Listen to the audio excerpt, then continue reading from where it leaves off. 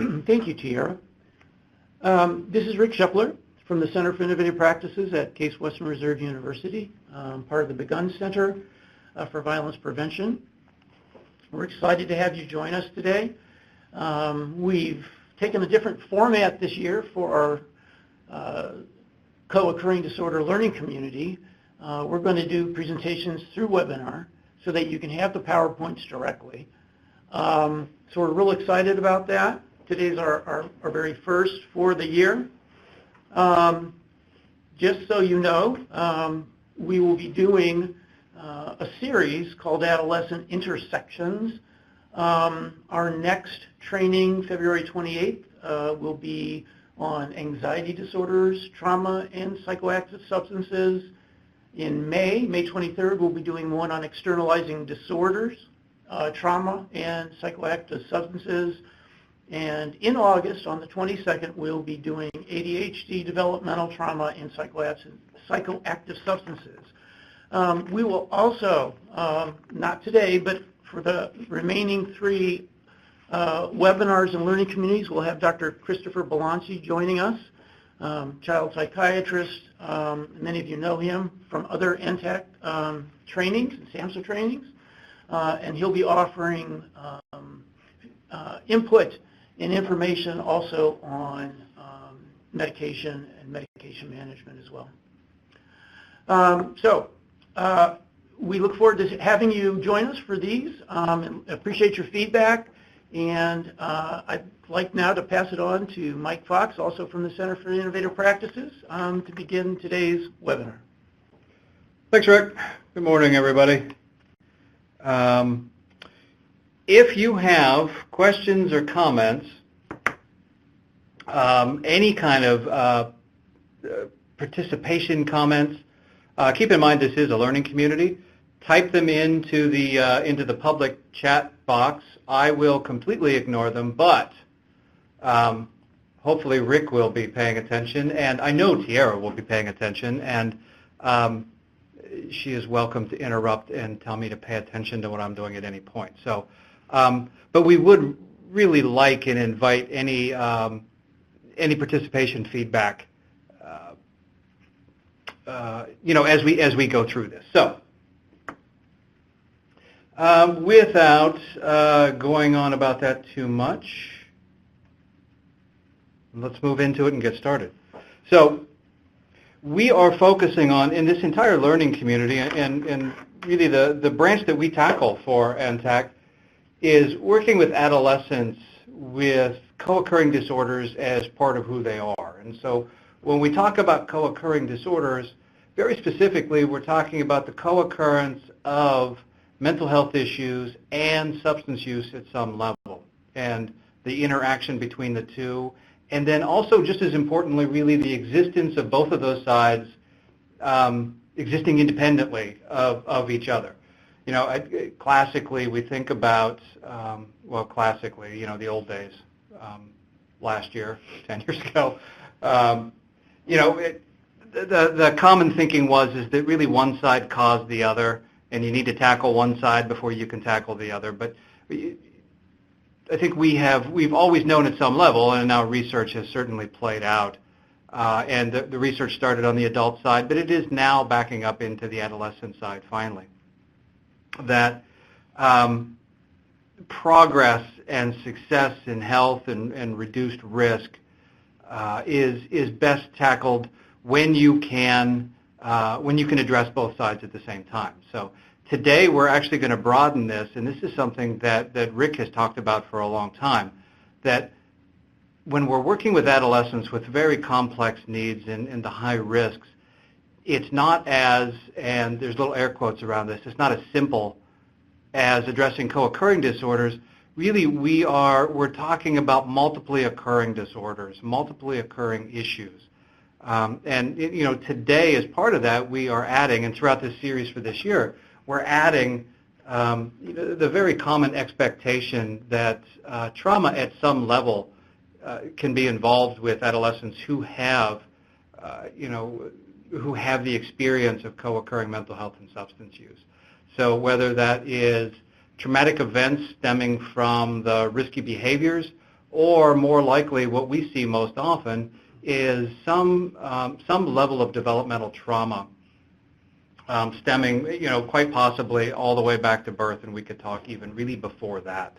So if you pay attention to genetic research and the way it overlaps into trauma, they talk about the epigenetic influence, so it could be the parental trauma. I don't know if that's going too far into the weeds or not, and we're not going that far today. We're going to talk about the very observable current overlap of substance use, mental health, and trauma, developmental trauma. So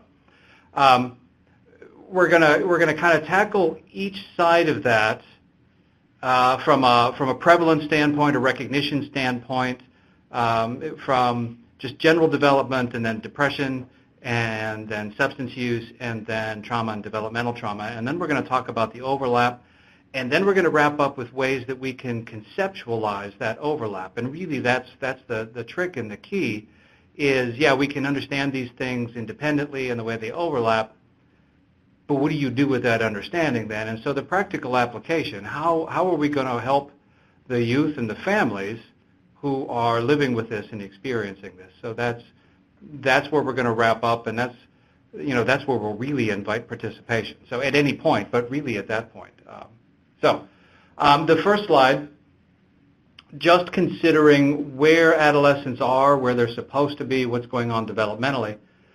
Quite a bit going on with brain development. It is an extremely active period of brain development and growth. If you remember your brain development section in class, whenever that was, they talk about there being more neurons and more neural connections, more synapses that are available than are needed as each area of the brain develops and grows. And during adolescence, there is more of this growth and these extra connections, and then they talk about as you practice different ways of thinking about things and doing things through consideration and through behavior, then the extra sites that aren't really being used get pruned away, and so it starts to it's kind of like wet cement, and there's a lot of different ways that you can go and shape that until it starts to harden and dry, and then as it gets harder and harder, it's there's fewer and fewer things that you can do, and that's what's going on with development. And so during this period of life, adolescence, there's more going on brain development-wise than any other period of life except for infancy. So I was surprised to learn that. I would think that toddlerhood and school-age children would, it would just kind of go in a progression from infancy, and it would just kind of slow down. But it turns out that during adolescence, things pick back up. They are very, very active, which, and I'm biased in this because I focus all of my attention to working with adolescents. I think it's the prime time to work with youth to help bring about change going into the future. So so much of the research and attention, especially when it comes to co-occurring disorders, is focused on adults. But I certainly strongly advocate, we strongly advocate that working with adolescents is a more impactful time to spend that energy. So adolescence is a time of great risk, obviously. If you remember being a teenager, if you know a teenager, you know that there's a lot of great risk. It's a time of great adaptability. There's quite a bit of neuroplasticity. There's a lot of different directions that the individual can go. This is a time that I think about Piaget, if you remember Piaget's developmental theory with cognitive developmental theory. So adolescents are moving from concrete operations into more formal operations, and Piaget's model it's pretty dated at this point, but it holds up to brain development theory, the way we understand the way the brain develops, in terms of the way that adolescents are able to consider things, They're moving from really strong black and white thinking that it's either one way or another, and that's all there is to it. And rules are very, very structured, and it's the only way to think about things. So they're moving from that concrete operations into the more abstract thinking, into the more formal operations. But it doesn't just happen overnight. At 11 years old, they're not concrete, and then at 12 years old, they're suddenly formal operations. It's a slow process, and I think everybody's aware of the way we think about things now, that development extends through through adulthood well up into the 20s. So it builds, and there's a time when it is most active, but it's going on for quite a long time.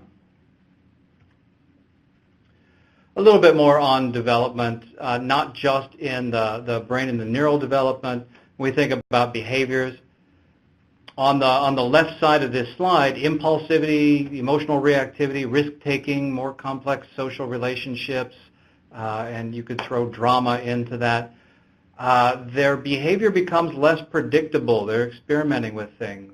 And if you think about personality development, that's what they're supposed to be doing. If you think about Erikson and his developmental theory, the psychosocial developmental theory, it really fits well. And what Erikson described as going on at that time, I remember it was something versus something. There's a crisis that you have to resolve at each developmental stage.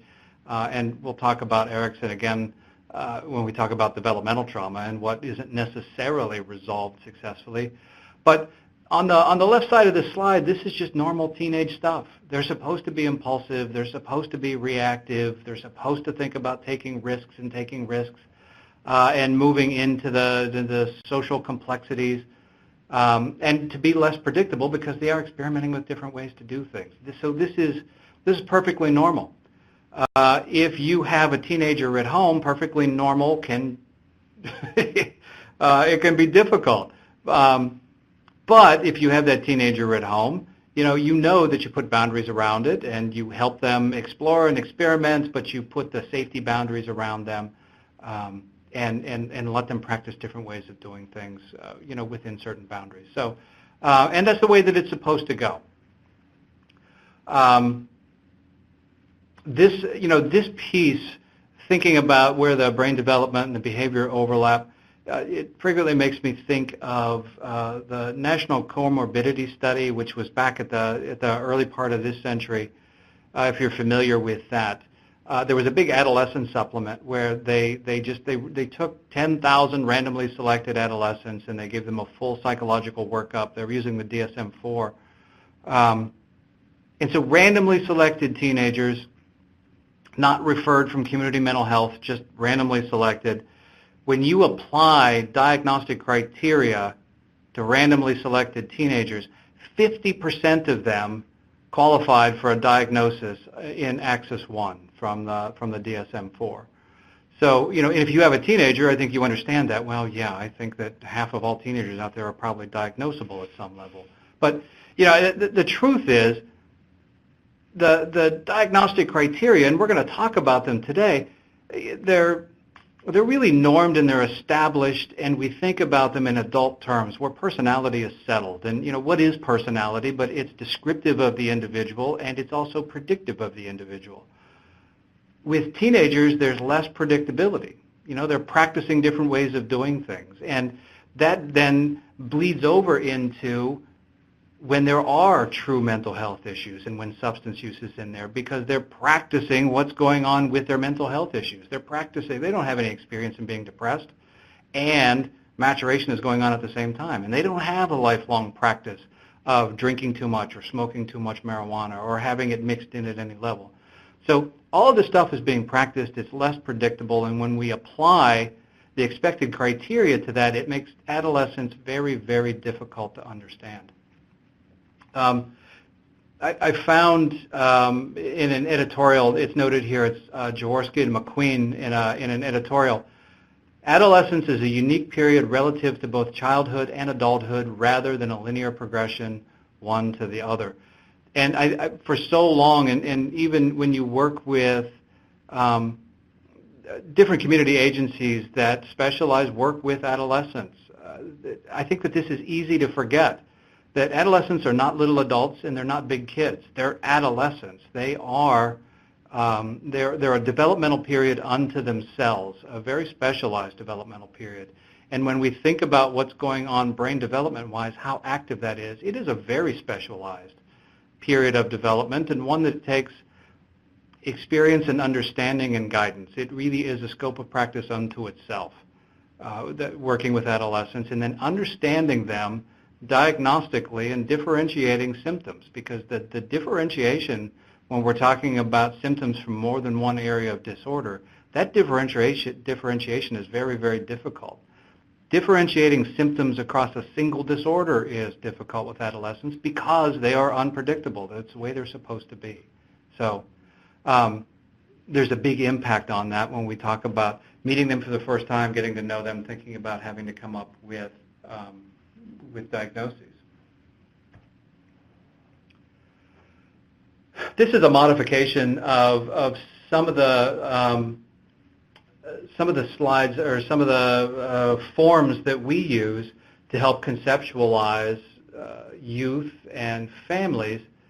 And this takes a look at some of the internal processes that are going on with the adolescents, the things that we can't observe directly, that we observe through behavior and we get feedback on. So there's a lot going on with the adolescent internally.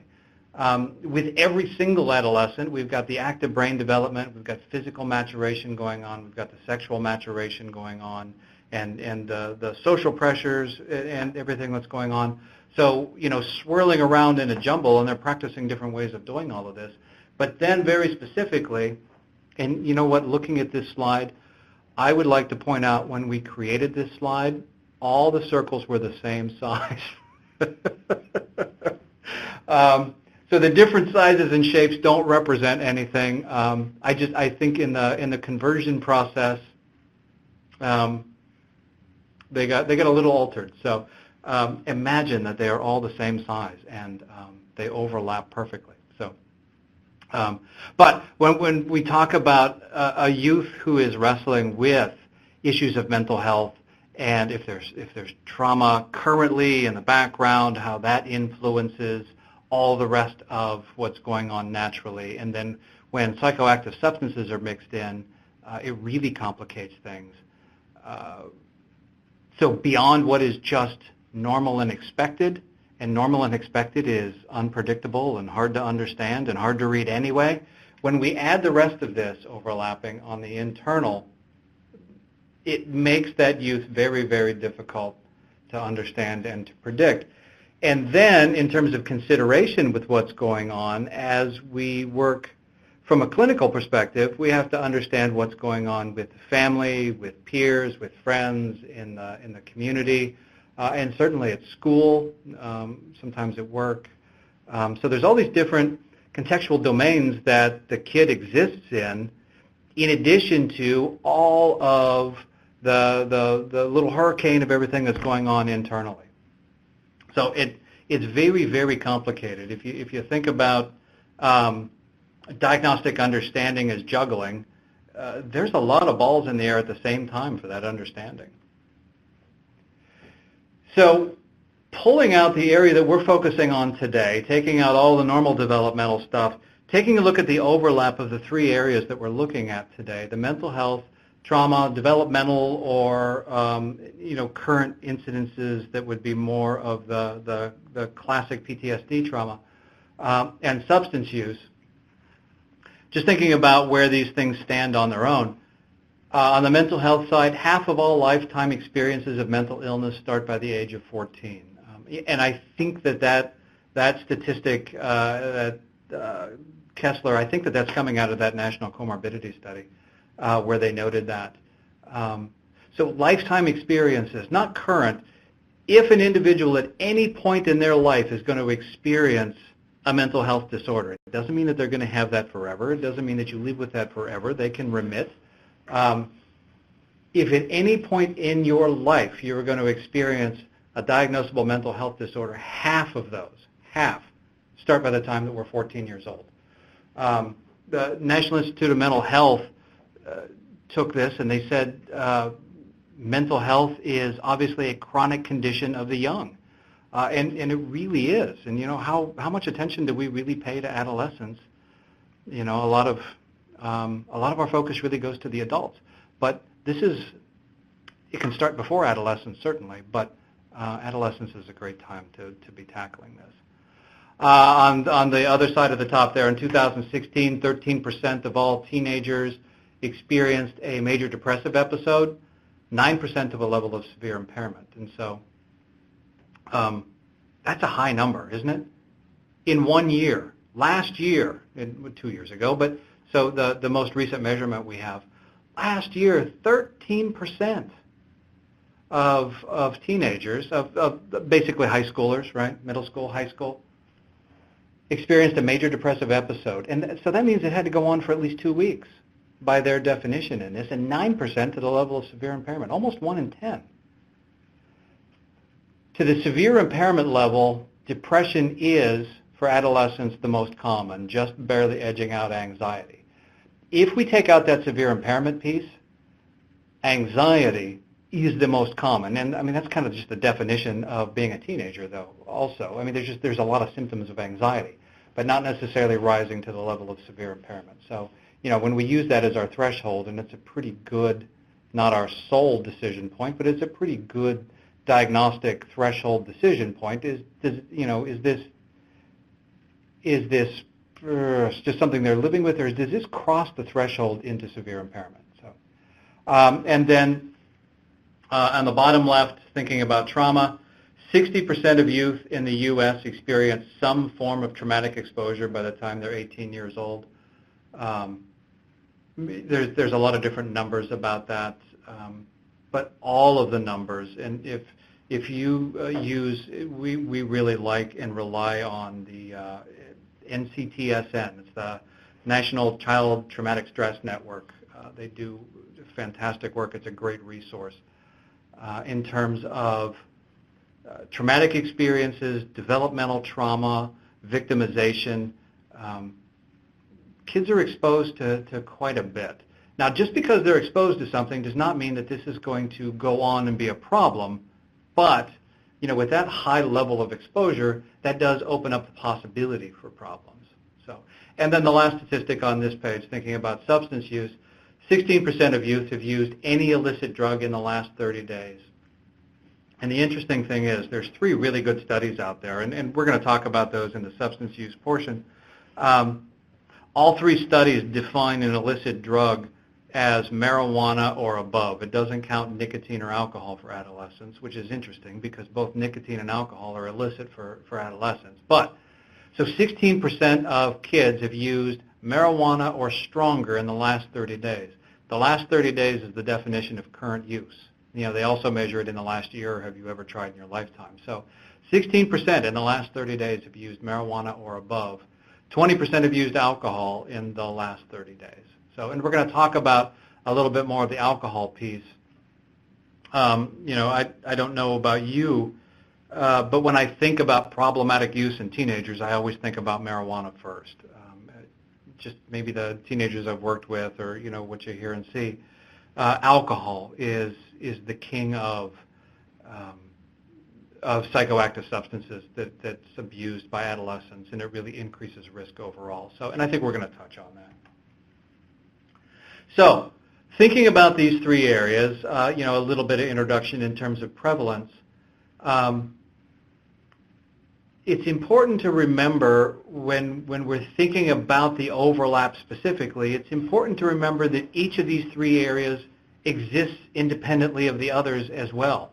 The mental health issues, and today we're focusing on depressive disorders, not just major depression, but depressive disorders and depressive flavor kind of stuff. That exists independently of both trauma and substance use, and the same thing for trauma and the same thing for substance use. We're not talking about substance use causing symptoms of mental health and overlapping into things that look like trauma. We're talking about these 3 things existing independently of the other, but then there's a lot of overlap. One exacerbates the next, one masks the next, and it really complicates the way that we understand things. So I'm not going to go through all the little overlap pieces there. So, all right. So moving into the three areas specifically here. First, we're going to talk about depression from a prevalence standpoint. Coming from the CDC, the Youth Risk Behavior Surveillance, I think it comes out every other year, and so its most recent one measured from 2016. In the last year, 31.5% of teenagers said that they felt so sad or hopeless for at least 2 weeks in the last year that it decreased their activity level in at least one activity. So if we think about the previous slide, or a couple ago when we talked about the major depressive disorder, almost 1 in 10, 1 in 9, having an impairing depressive disorder in the last year. Think about this one. 1/3 felt so sad or hopeless that they decreased their activity level for 2 weeks. This is almost normal teenagehood at that point, 1 in 3. Moving on into, the associated risk. I mean, there's a lot more, but certainly this is the one that comes to mind with teenagers. And when we think diagnostically, this is, one thing that we always need to consider and we're always very concerned about. How does that translate then into suicidal ideation, suicidal thinking, planning? 17% seriously considered suicide in the last year. These are randomly selected teenagers. These aren't teenagers who were selected from mental health agencies across the country. These are randomly selected teenagers. And the CDC draws their population. These are kids who showed up for school that day to even take this survey. A lot of the really high-risk kids that we work with did not show up for school that day to take this survey.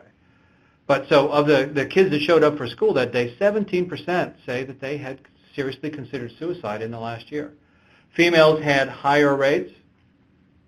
Gay, lesbian, bisexual students had significantly higher rates.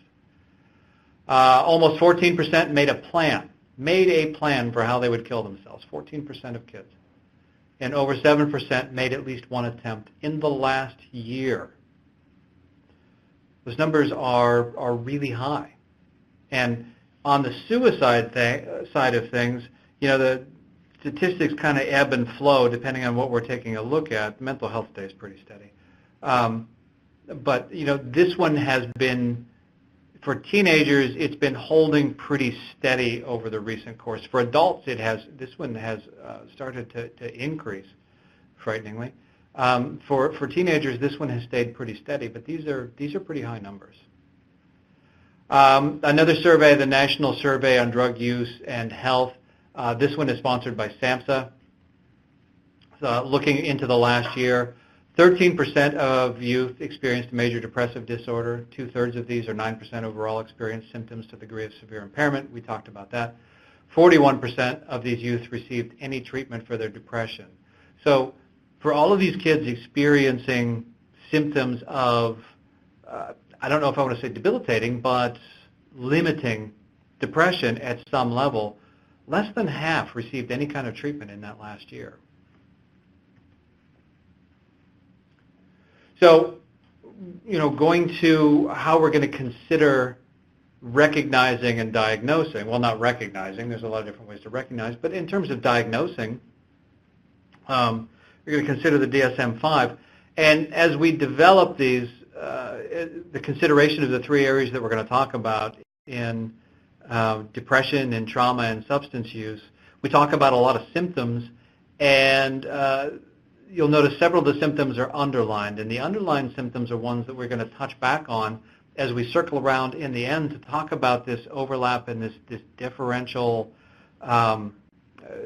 difficulty in understanding what's going on. And I think we could have done more in terms of the underlining. These are ones that can describe a whole bunch of different areas of disorder, of trouble, of maybe just normal teenagehood, pain in the butt kind of stuff. But the underlined ones we're going to come back and revisit. What does this really describe? So, in the DSM-5 for adolescents, we've got DMDD, brand new to the DSM-5, kind of came out of nowhere, but it does seem like a good fit for a lot of our adolescents. Major depressive disorder, persistent depressive disorder, which I will for the rest of my life call dysthymia. I don't care what they call it. Premenstrual dysphoric disorder. I think that one's brand new too, isn't it?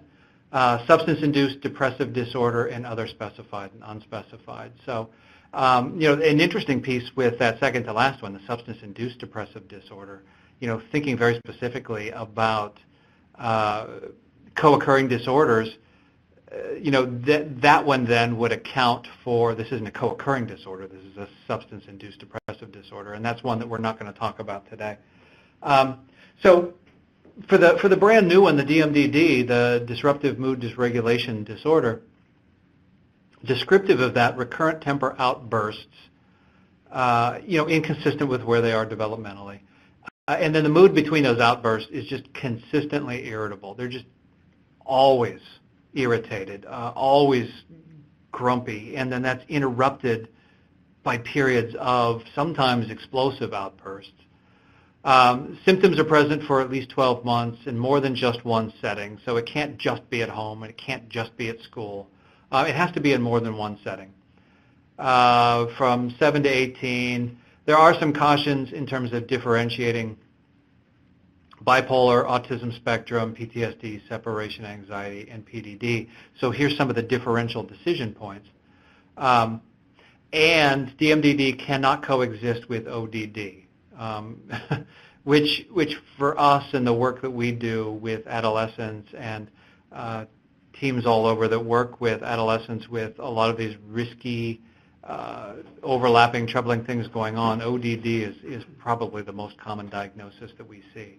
I don't know what it means really. It's descriptive of a lot of things. But so DMDD cannot coexist. Yeah, Rick. Yeah, thanks, Mike. I just want to pay attention to the public chat, and I believe when you mentioned some of the prevalence numbers around depression and suicide, we've been receiving some comments, and Ashley, thank you very much. Prevention groups should be implemented in all middle and high schools to cast a wide net on these developmental hurdles and recognize these struggles. I know that, and she goes on to say that she knows that they exist in some places, but probably not to the level that we need to address these. In one of our counties in Ohio, just in the last year, we had 13 completed suicides. These are very real issues, and very real issues for communities and systems of care. We need to figure out how to struggle with them and do as best we can with them. Yeah, thank you, Rick, and thank you, Ashley. I appreciate the input. I'm sorry I ignored you. Once I get rambling, so it's fortunate that we have Rick here. So symptoms of DMDD. I think we're going to move it. Yeah, we're going to move to major depressive disorder, descriptive stuff. At least 5 of 9 symptoms in criterion A, criterion A. 1 or 2 must be included when we're going to diagnose major depressive disorder. So 1 or 2, depressive mood most of the day, and in teenagers that can be irritability. Or number 2, diminished interest. So in irritability, diminished interest, both of these are underlined. What does that describe in a teenager? I have a teenager at home, and diminished interest and irritability describes Tuesday. Not necessarily Wednesday, but then on Thursday. It's just, that's part of being a teenager under, under normal teenage circumstances. But it describes everything else. So there can be weight loss or gain, appetite change, which is descriptive of a lot of things, insomnia, hypersomnia, psychomotor retardation, agitation, and really we could underline both the retardation and agitation, fatigue, loss of energy, worthlessness, diminished ability to concentrate, which describes every single disorder or every single drug that you can think about with teenagers, and recurrent thoughts of death. So these symptoms must cause clinically significant impairment or distress. And, this is one of the things that I know that I had to learn. I moved from the adult world into the adolescent world clinically, and some might argue socially. But understanding understanding symptoms that are presented by teenagers in terms of, yeah, they really need to cross that threshold into something that is truly distressing or impairing. Because adolescents kind of look like this under normal circumstances. So it does have to cross that threshold. So just an example, adolescents can cycle through periods of little sleep to hypersomnia in a single week. So, and again, if you remember being a teenager, if you have a teenager, if you've had a teenager, have you ever had a teenager at home that on a day off of school slept until 2 o'clock in the afternoon? And, you can't understand that as an adult. And then the next day they're up at 8 a.m. It just, it doesn't make sense, but it's kind of normal. But it's also symptomological. So, understanding this in different ways, it's very, very difficult, and it takes time. So,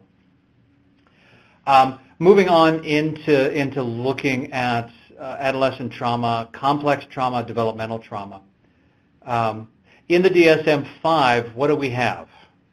Not a lot. We do have reactive attachment and now it's been split, disinhibited social engagement disorder. Used to be a single disorder, but now they've split that.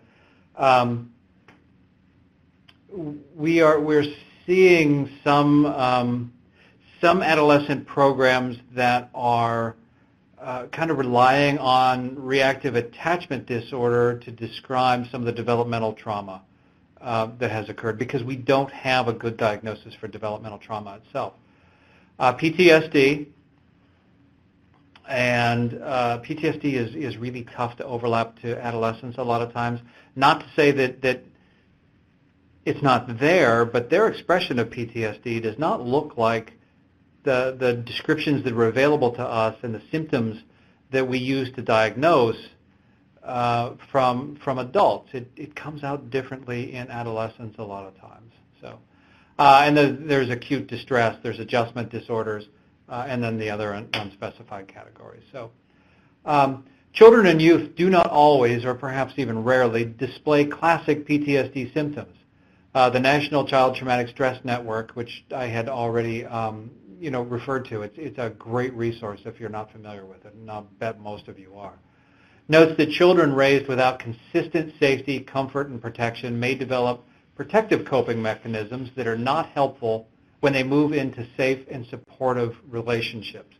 How often do you work with an adolescent that just, it's inexplicable? You think, yeah, they had all of these horrible things going on for the first couple of years of their life. They were removed from the home. They were adopted into a fantastic home, and yet it seems like they're not adapting to that. It's 10 years later. The kid's 12 years old. The kid's 13 years old. And they're having a lot of struggles with trust, and that comes out in ways that it doesn't look like it struggles with trust. It looks like they are, oppositionally defiant or even conduct disorder. It's very, very difficult to understand that when years have passed and the consistency has been there in the interim, but if it isn't there in the beginning, things are really difficult. I found a quote yesterday. I was looking at something else completely, and this really stood out to me as part of this. I like this. This is coming from a book called Treatment of Complex Trauma, a Sequenced Relationship-Based Approach. I'm going to butcher the first author's name. It's Christine, I think it's Courtois. Could be Curtios, I don't know. I have very little French in my background. Julian Ford, I can pronounce. It's from 2013, talking about this very thing in this book about developmental trauma. In the introduction, they say, when life is a test of survival from the earliest days of infancy or childhood, the child adapts by anticipating and being prepared for the worst. This survival-based belief and behavior pattern becomes symptomatic when they persist, even when circumstances no longer warrant them. So this can make it very, very difficult diagnostically, and certainly when we're talking about family and extended family around them, that it's really, really hard to understand what's going on. And this just, the high prevalence of developmental trauma, and then just not having a really good diagnostic mechanism for developmental trauma makes it just extra complicated. An area that's already overlapping and complicated beyond what it should be, this makes it extra complicated. So. And Ashley would like you to repeat the name of the book. Oh, I'd be happy to. And you know what, I'll point out, and if somebody reminds me at the end, oh, you know what, I think our emails are at the end of this. If there's anything that we don't touch on, you are more than welcome to email either Rick or me. And we'll send this kind of stuff. But I am going to repeat the book. It's Treatment of Complex Trauma, a Sequenced Relationship-Based Approach. And it's by Christine, and I'm going to spell her last name, Courtois. And my butchering pronunciation is Courtois. And Julian Ford. I think a lot of you will recognize Dr. Ford. And it's from 2013. So, but specifically focused on complex trauma. So, and then most of you are probably familiar with the ACEs work and the way that overlaps. And you know, the ACEs work originally was looking at you know, all of these developmentally traumatic, these awful things happen in your youth. What does that predict into adulthood? And you know, it's a series of awful things that it predicts moving into adulthood. But we have an opportunity during adolescence to hopefully throw a monkey wrench into that expected course from these developmentally traumatic events. So. You know, the ACEs study demonstrated how prevalent childhood victimization, stress, and trauma are. Over 60% of the participants reported at least one of the ACEs. Over 20%, 1 in 5, reported at least 3 adverse childhood experiences. So that's the ACEs stuff. When we think about complex developmental trauma, and again, I'm relying on the NCTSN, we see a lot of attachment and relationship problems, difficulties developing close relationships, extending into difficulties with peers and dating, and you know, acting out. You see school problems, you see a lot of social problems, increased vulnerability to stress, trouble controlling and expressing emotions. And again, that's part of being a normal teenager. But there's absolutely no doubt that this is not at a normal level. But trouble controlling and expressing emotions, what's that descriptive of? You know, close your eyes, open up the DSM, and point to something. If you're talking about teenagers, that's descriptive of it. Problems with authority figures, well, teenagers are supposed to have that anyway. Physical, any amount of stress can trigger an extreme reaction. And, you know, for any of you who work with, you know, really developmentally traumatized children and youth, you know, this extreme reaction is it's common, it's expected, and it is so difficult to live with and to come up with, you know, for the family, and to help them understand it and to help the systems around the kid understand that. So kids can shut down. There's a lot of chronic physical complaints. Also very, very common with adolescents, being descriptive of a whole host of different disorders, not just coming from trauma. Increased risky behaviors, and again, there's a teenager, but increase in risky behaviors. And you know, this is one of the confounding areas where trauma it looks different in adolescents.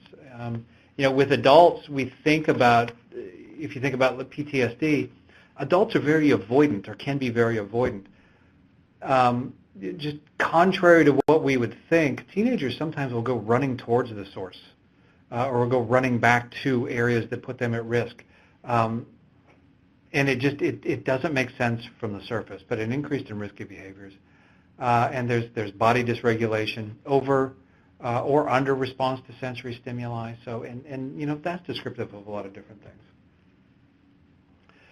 Continuing emotional response, difficulty identifying, expressing, managing emotions. That's also being a normal teenager. I think there's a standard male joke in there. I'm not going to make that one, so we'll just move on to internalizing, externalizing stress. Quite reactive. which is very descriptive of a lot of the family systems of the really high-risk youth that we wind up working with. The entire system is reactive. It's just normal family culture. Lack skills to calm down, so once they are activated, then, what do they do with that energy? They can be tuned out, and boy, that's descriptive of a lot of different things.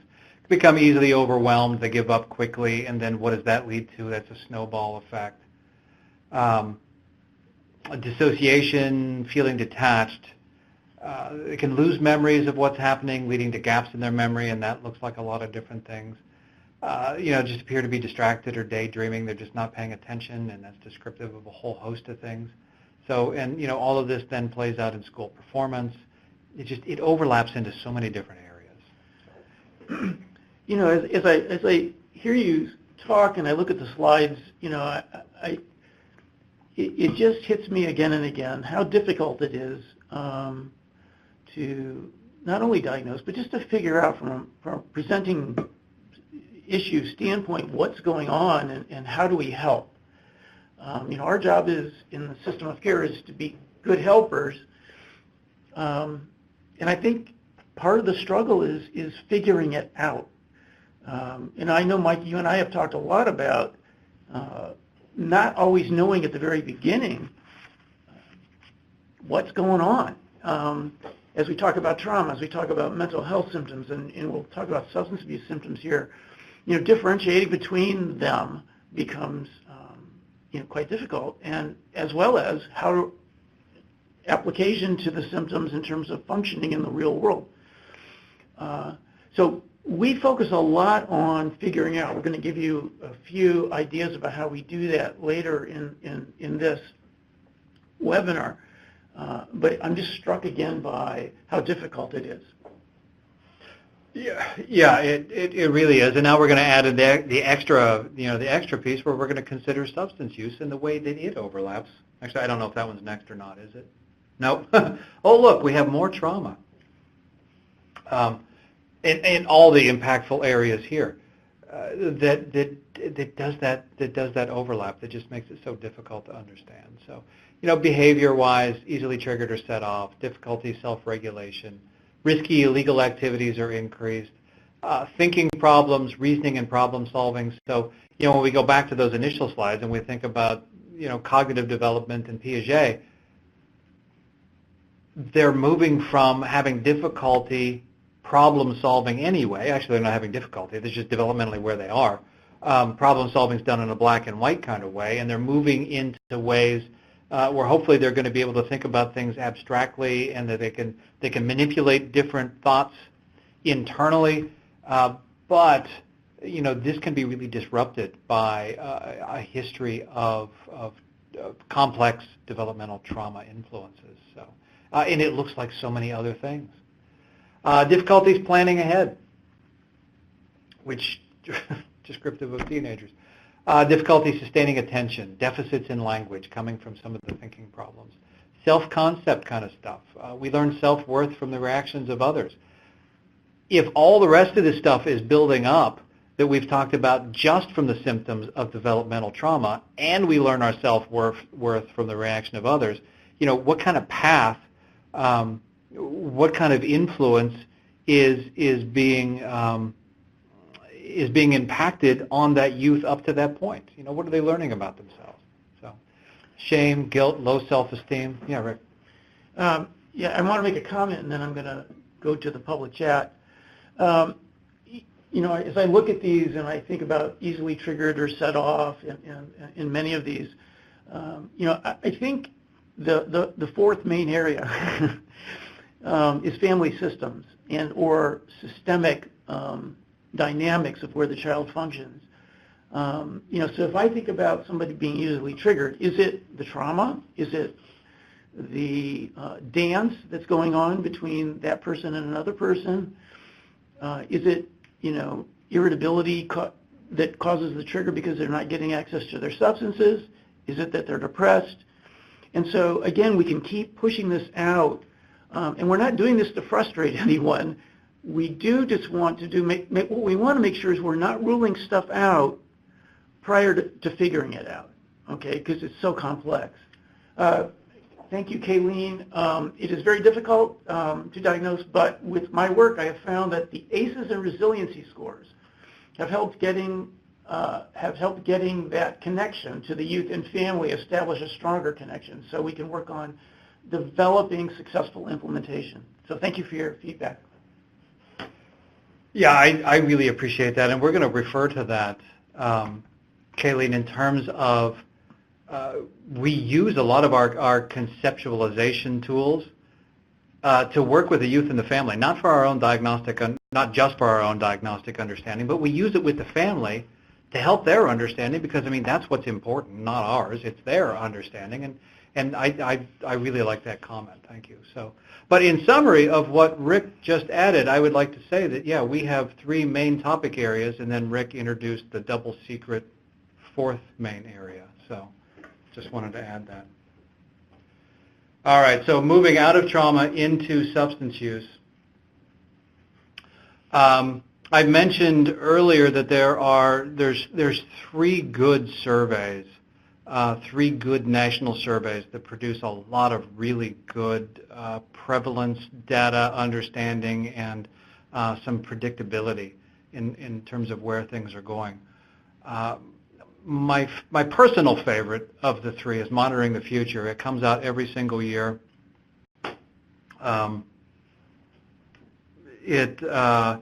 It has been around since the mid-'70s.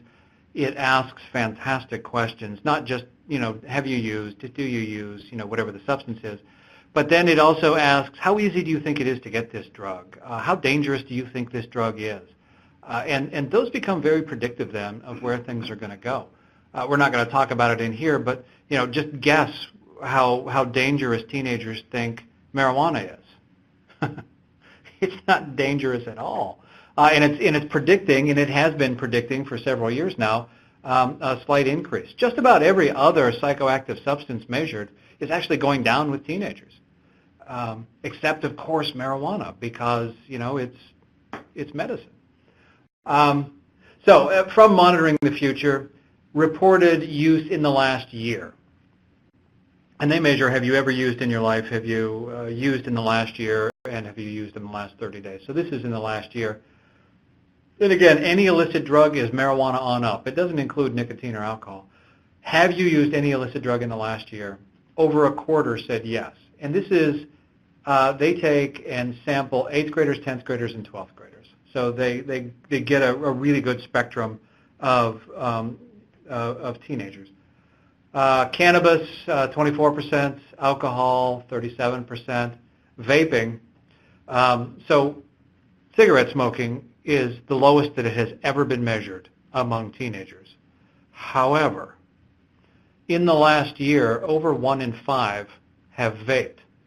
So predictability-wise, it's not going to be surprising if we see smoking start to go back up, unfortunately. So, amphetamines, 5%, heroin, 0.3%. And just a little quick note on that last one on heroin with the opiate epidemic. All opiate use among teenagers is at the lowest levels that it has ever been measured, which is really good predictive news. Just observationally, working in the 90s with adults in the addiction field, I saw this with crack cocaine. And if you did any work in substance use at that time, you're old. But, and I can say that because I belong to that group. But the crack cocaine epidemic just it ravaged families and communities, and just all the awful stuff. But what I saw was it got to a point where when you were working with young adults and older teenagers, they wouldn't touch crack cocaine for anything. Now that doesn't mean that they didn't substitute other things, but they saw the damage that it had done and the awfulness that it had caused, and just wouldn't touch it. Now, of course, it's starting to make a resurgence, but I think that this could be influencing a bit the historically low levels of not just heroin, but just narcotic use, opiate use in general among teenagers, because they've lived through it. Now, just because they're on the low level of use does not mean that they're not impacted by it. So And actually, Rick and I have talked about that. We talked about that last year a couple of times, about the impact directly to teenagers and systemically, familially. Yeah, and so, so low prevalence, high impact, but also the impact that we're seeing in our system of care work is with family members of adults who are addicted to opiates. And, we're seeing an influx of kids into child welfare system, et cetera. So the burden and the impact, although indirect, is still quite big. Yeah, it certainly is. And then the third one, and I referred to this one before too, this is the National Survey on Drug Use and Health. This is the one sponsored by SAMHSA. In the last year, in their most recent year is coming from 2016, 4% of all teens suffered from an identifiable substance use disorder in the last year, and about 1.5% of all teens experienced co-occurring major depressive disorder and substance use disorder. So this doesn't capture anything else in the kind of classic Axis 1 side of things. So dysthymia will always be dysthymia, and I will always think about Axis 1 too. But this just captures major depressive disorder and substance use, so it doesn't capture anxiety and trauma or anything like that. So 1.5% of all teens a co-occurring major depressive disorder and substance use disorder in the last year. So. Diagnostically, as we think about different symptoms coming from the DSM-5, and if you transition from the 4 into the 5, working on the substance use side of things, there is a slightly different way. I'll stick with slightly different way of conceptualizing substance use disorders. The abuse versus the dependence is gone. Now we think about it more on kind of a sliding scale. Substance-related disorders are divided into 2 groups. There's the substance use disorders themselves, and then there's the substance-induced side of things. We're going to think very specifically about the substance use disorders. The second category there is, it's interesting for discussion, but probably not what we're going to get into today. There's a really good table on page 482 of the DSM-5 that talks about substance-induced mental disorders and what particular drug can induce what particular mental health disorder. And those then are tackled in the mental health disorder chapters, not in the substance use chapter itself. So I know that you all have a whole bunch of time and you don't have paperwork to do or meetings to attend. So maybe this afternoon you can open up the DSM and do a little bit of reading. So thinking about section 1 there, the substance use disorders themselves, there's 11 criteria. They're grouped by commonalities. And just it goes in order. So my comment on this is, and it's repeated by people smarter than me, so I feel okay putting this on here. The criteria feel like they're really geared more towards adults than they are with adolescents, because remember, adolescents are growing into their stuff. They are practicing where their personality is going to go. They're less predictable. There's all these extra neural connections that aren't going to be there as they move into adulthood. So things look a little bit different. So what does a pathological pattern mean for adolescents?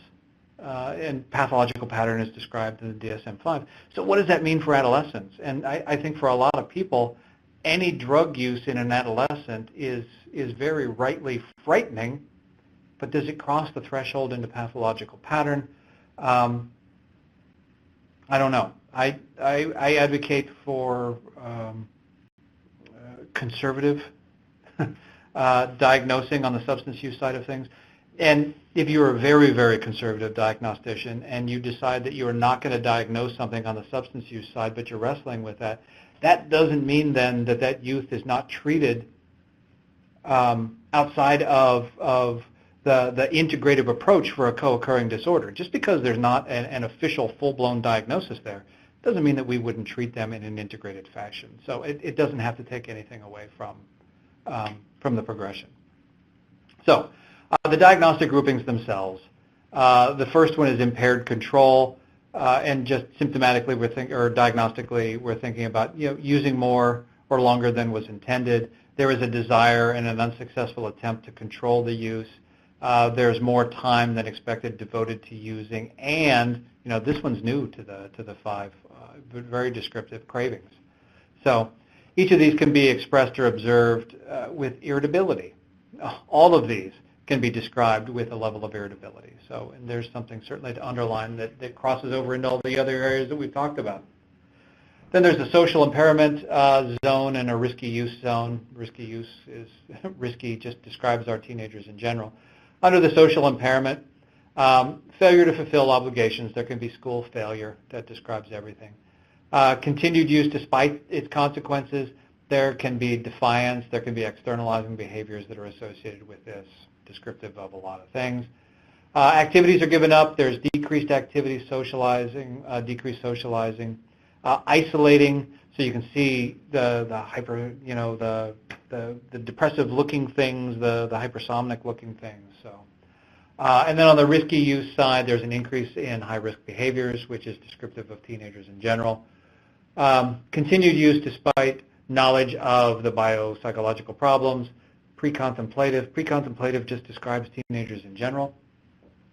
Anger when they are stressed or confronted.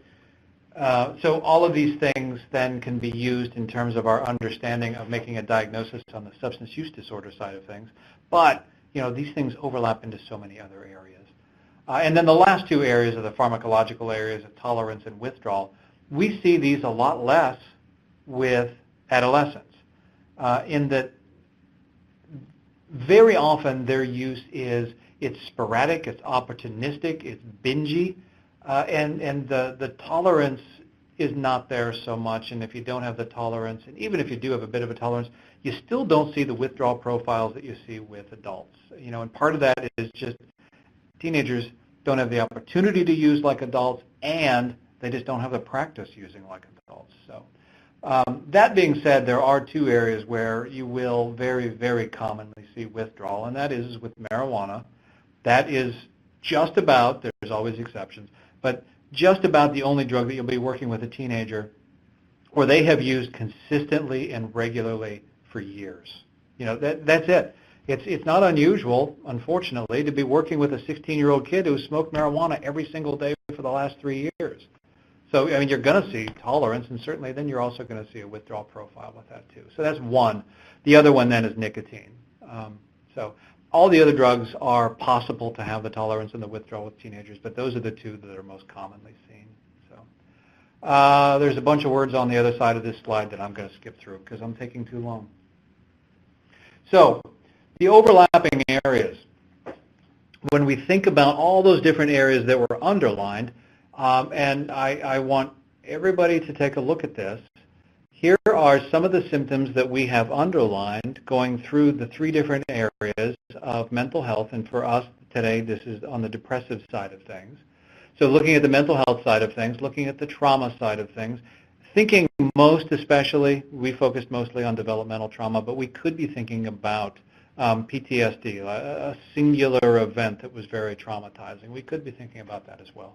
And then from the substance use side of things, considering that we're talking about teenagers, take the symptoms that are up there and put them in the category where they belong.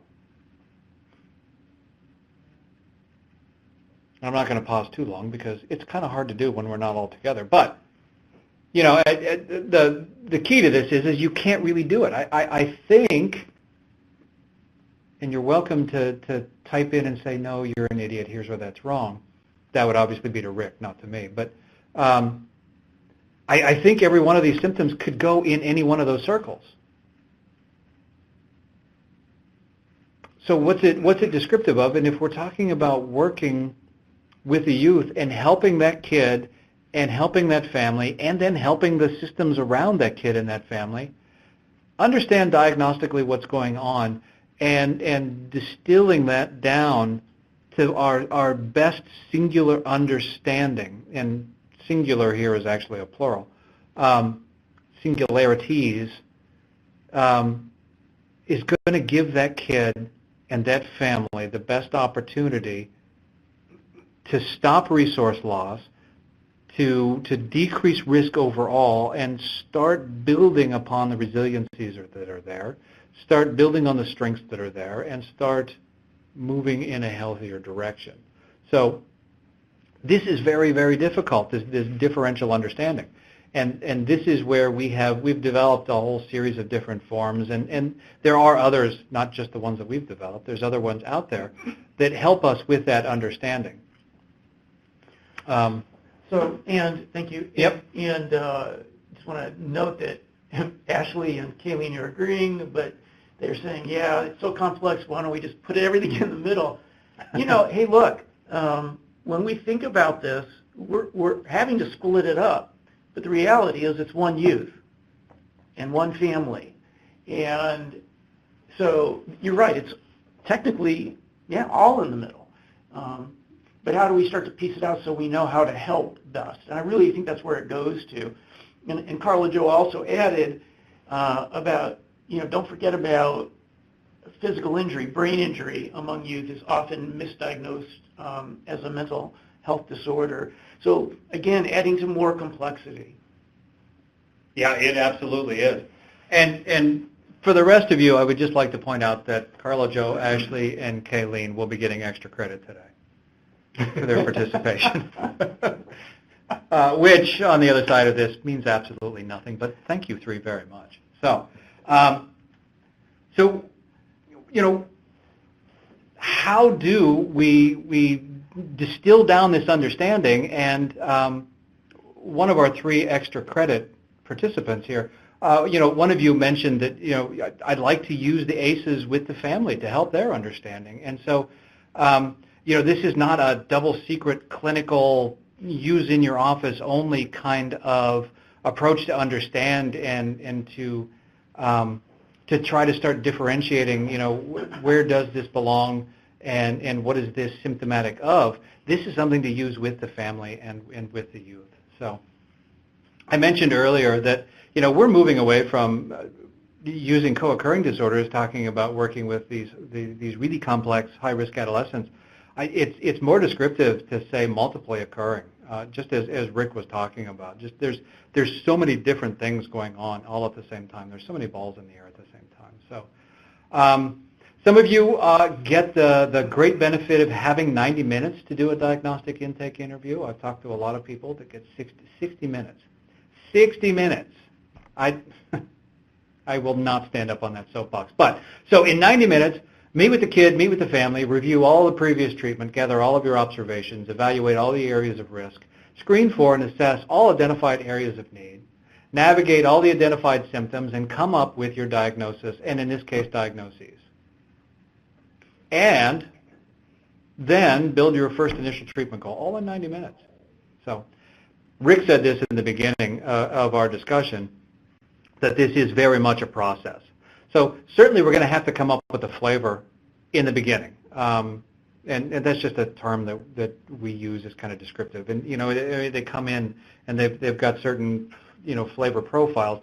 And we try to get it in the ballpark, but then as we work with them through the process and through the understanding and working with the youth and working with the family and then working with the other contextual areas that the kid's existing in as much as we possibly can, gathering more and more information, helping them distill down some of the understanding. We're going to increase our understanding as a process. So we get a starting point, but then we're going to move from there. So accurate diagnosing is vital to the kid and to the family. For youth wrestling with multiply occurring disorders, this accurate diagnostic process is just that, it is a process. So now this is going to take us up to a process area.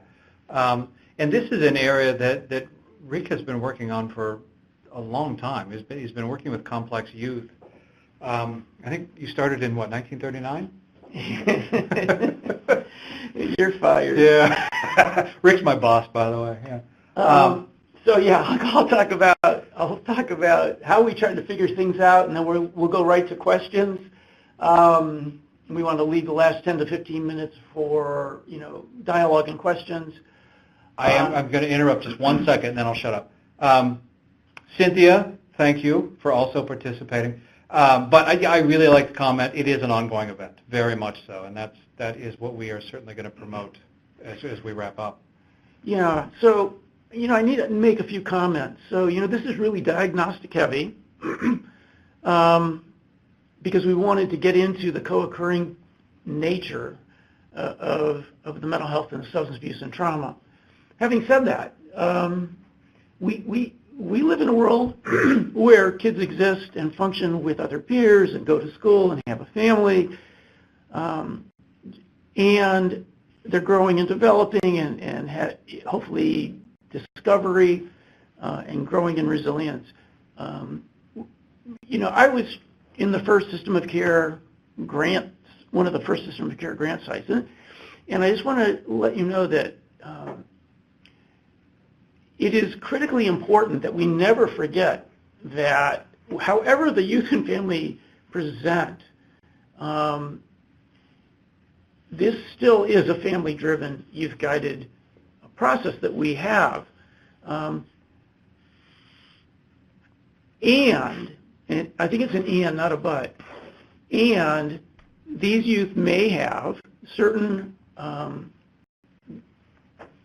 impairing mental health and or substance abuse or trauma experiences that we need to note and that may contribute to what's going on, so that if we miss that, we're actually missing something important in ways that we can help them.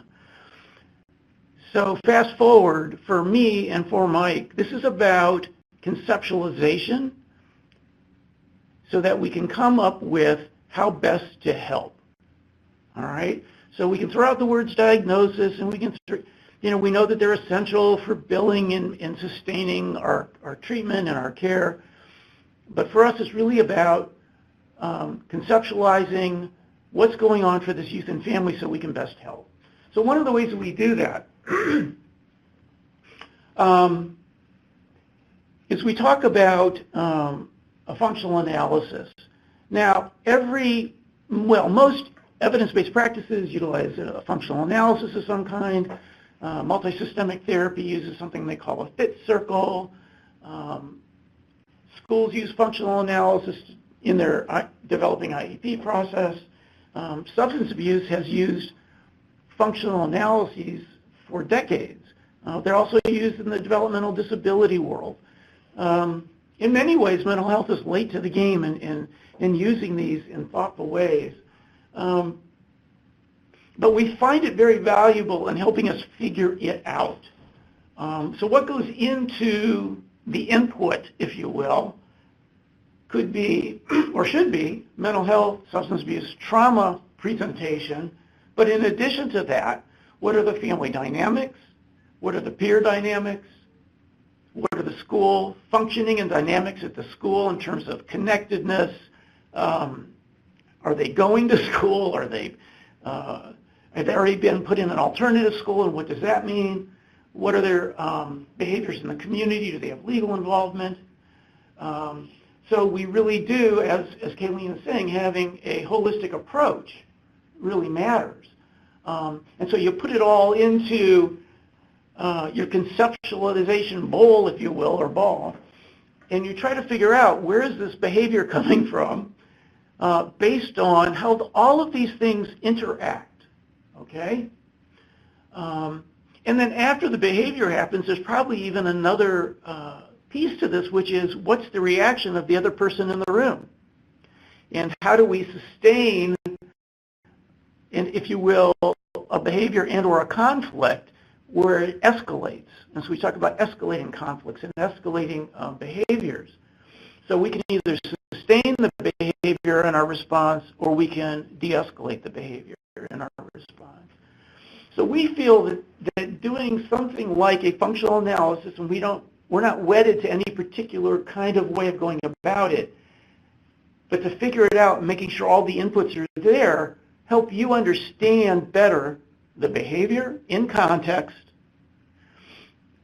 and how we can best help, where we can target the intervention to best help that family and that youth do something different so that the behavior either isn't triggered, or when it happens, we help that youth get regulated, if you will.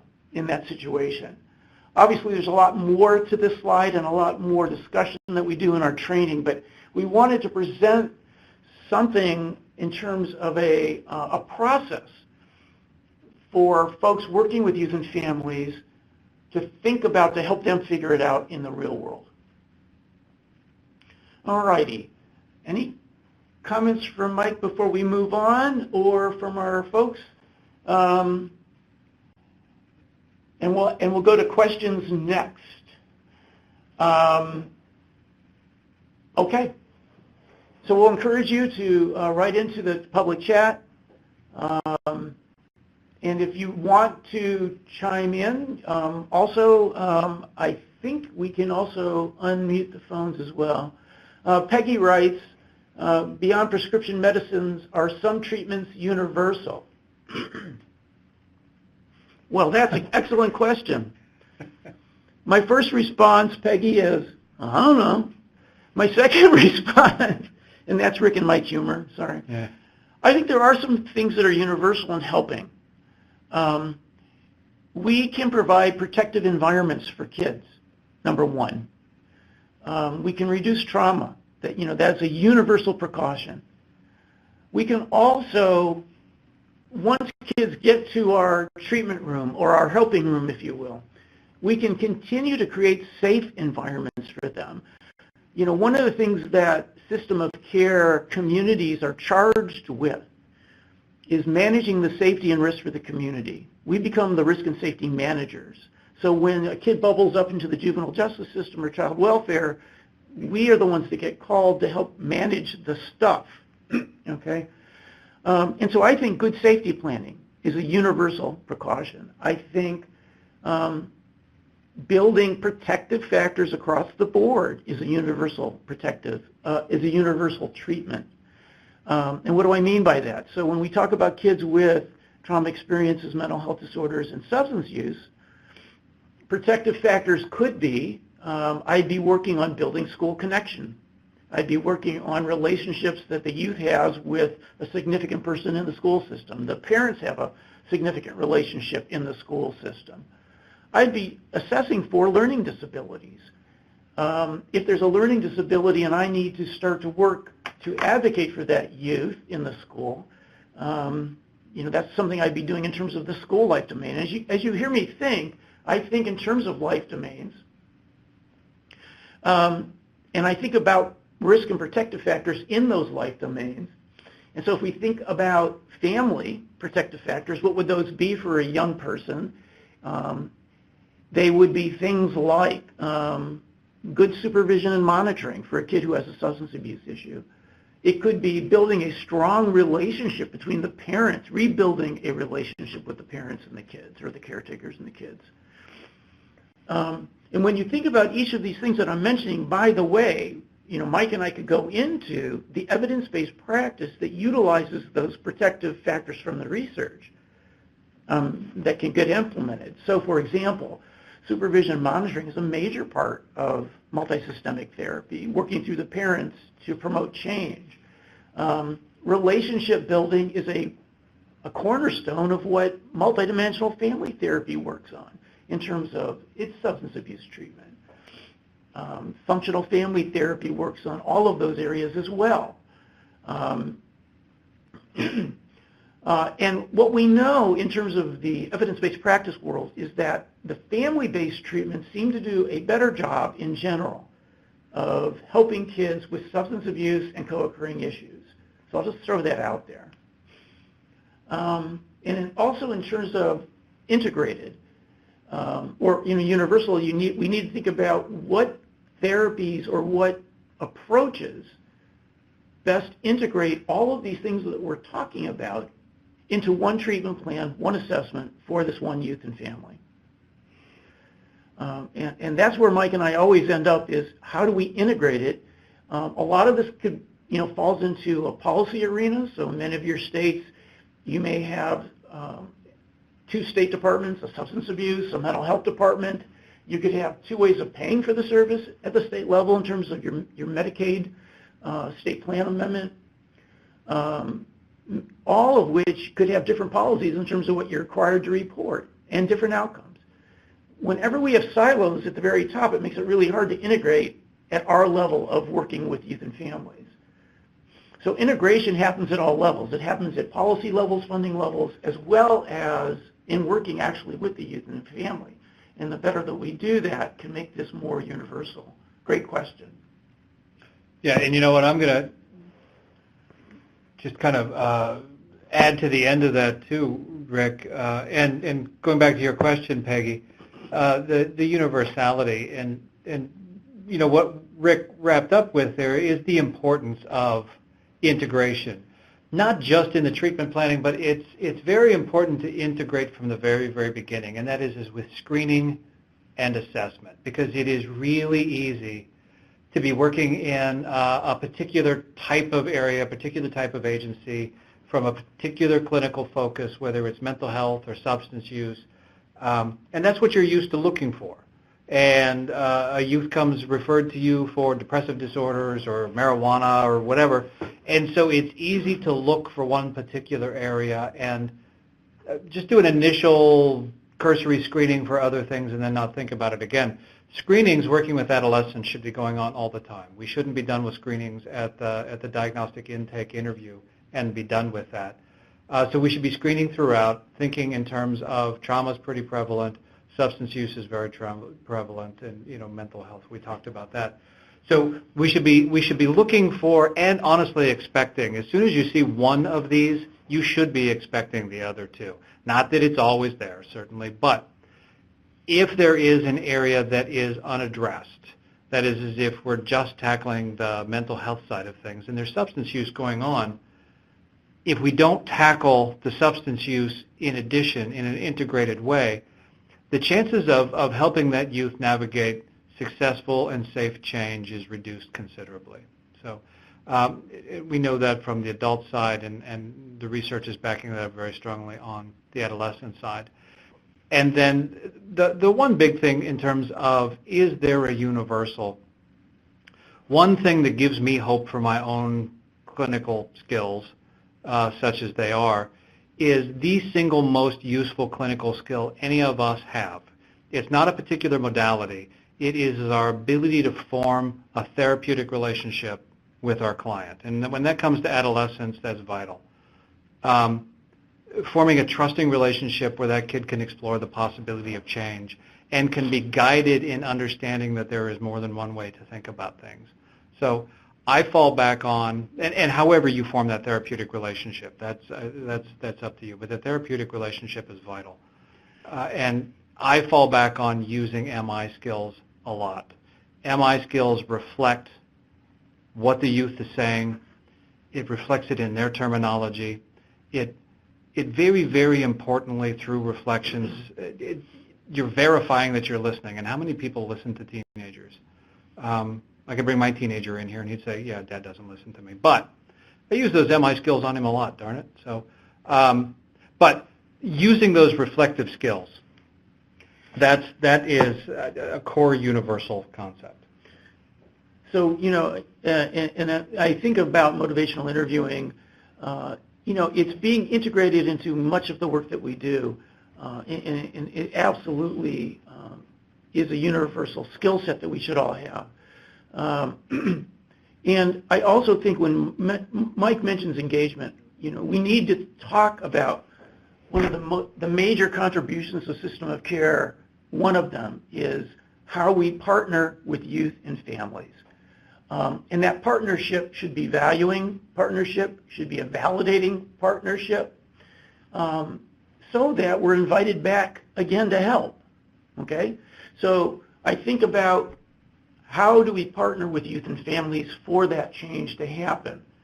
And the last thing that I would just say on that question, when we look at the literature specifically around substance abuse, but also co-occurring mental health and substance use, the two major contributing factors from the research are families where there's substance abuse and family conflict, and hanging with other peers who are using.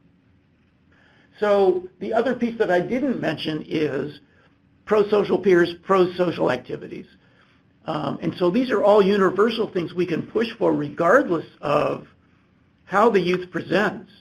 So getting them involved in things they like to do, promoting it, helping them link to that, helping the parents support that thing, and working on those parental relationships and vice versa, the kid relationships with the parents. Those are all universal things we can do with our youth and families that have co-occurring, multiply occurring conditions. I'm going to pause a second, see if there's any last questions. I know that we need to do a quick survey. Yeah, and if there are questions that happen, that pop into your head, which typically happens to me, after this is over, I think, let me advance. Did we add that? Hey, look at that. So, this will be available. You can get it on the YouTube channel, and I'm not sure where else. Tiara said, and it fell out of my head. But you are more than welcome to contact Rick, contact me with any questions in terms of follow-up. So, and we are at the end of our time, and I do want to make sure that everybody has time to do the quick survey at the end. We really appreciate you doing that. That helps a lot. So, and in wrapping up, if there's nothing else for Rick, I'm going to turn it over to Tiara. And yeah, the only thing I'm going to say is that the Institute is basically saying today's presentation slides are available for download. In the file box below the chat box, click on the file name, and then click on the download files button. And then I believe there'll be a survey that will quickly follow.